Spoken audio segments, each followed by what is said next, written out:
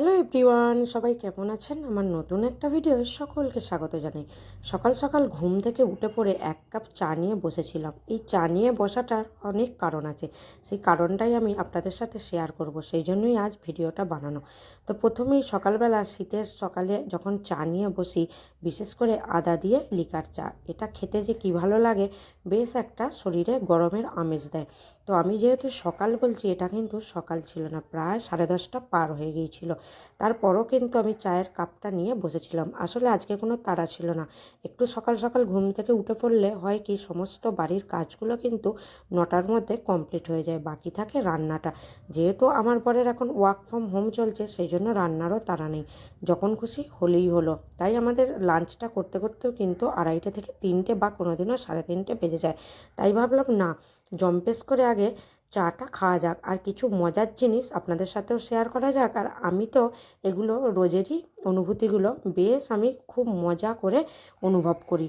তো চলুন, শুধু যে চা ছিল তা কিন্তু না, তার সাথে করেছিলাম ম্যাগিও। ম্যাগিটা স্পেশালি ছিল আমার মেয়েদের জন্য।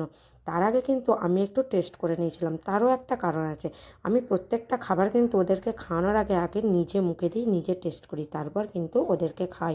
তো আজকে কিন্তু আমি একটু মজা করে এই ম্যাগিটা খেতে খেতে ভিডিওটা করছিলাম, আর আমার মেয়ে তো ক্যামেরার উল্টো দিকে রেগে খুন যে ওর ম্যাগিটা আমি খেয়ে নিচ্ছিলাম। তারপর ওকে কাছে নিয়ে আমি একটু খাইয়ে দিলাম। এবার আসি মজার কথাগুলো। আর এইটা দেখুন, এই ব্যাঙটাকে দিইনি বলে ওনার আবার কী রাগ, চেয়ারে চুপচাপ মুখ ফুলিয়ে বসেছিল।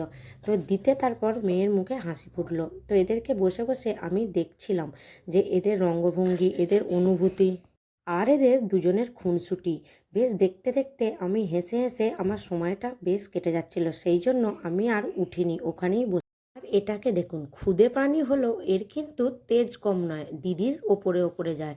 তো দেখুন না কীরকম, যা দিদি খাচ্ছে অমনি ও কিন্তু চামচে করে খাওয়ার চেষ্টা করছে। যদিও ও কিন্তু এখনও নিজে হাতে খেতে শেখেনি, তবুও ওই আমরা যখন খাই কিছু কিছু গোটা গোটা জিনিস ওকে দিয়ে বসিয়ে দিই, যাতে ও খুব তাড়াতাড়ি খেতে শেখে। কারণ ওকে আমাকে সব কিছু এখন পেস্ট করে খাওয়াতে হয়। কোথাও গেলে সেটা যেমন তেমন করে ওকে খাওয়ানোই যায়, কিন্তু যখন অন্য কোনো একটা বিয়ে বাড়ি বলুন বা কোনো আত্মীয়দের বাড়ি যায়, তখন কিন্তু এই পেস্ট করে খাওয়ানোর ব্যাপারটা আমার পক্ষে খুবই কষ্টদায়ক হয়ে ওঠে। তো এইভাবে ওরা দুজনে কিন্তু দুজনকে খাইয়েও দিচ্ছিল, আবার মাঝে মাঝে আবার এক্সপ্রেশন দিচ্ছিল যে কি ভালো হয়েছে। তাই আমি বসে বসে ওদের এই নিখুঁত জিনিসগুলো পরিদর্শন করছিলাম। আসলে শৈশব এমন একটা জিনিস, শৈশবের কিছু কিছু আচরণ কিন্তু বড় হয়ে গেলে আর সেগুলো খুঁজে পাওয়া যায় না। আর কথায় আছে, মাতৃত্ব হচ্ছে ভয়ঙ্কর, কিন্তু এর অনুভূতিগুলো খুবই সুন্দর। এদের প্রত্যেকটা আচরণ, এদের অনুভূতি আমি কিন্তু চুটিয়ে সময় পেলেই উপভোগ করি, এবং চেষ্টা করতে থাকি কিছুটা ক্যামেরাবন্দি করে রাখার।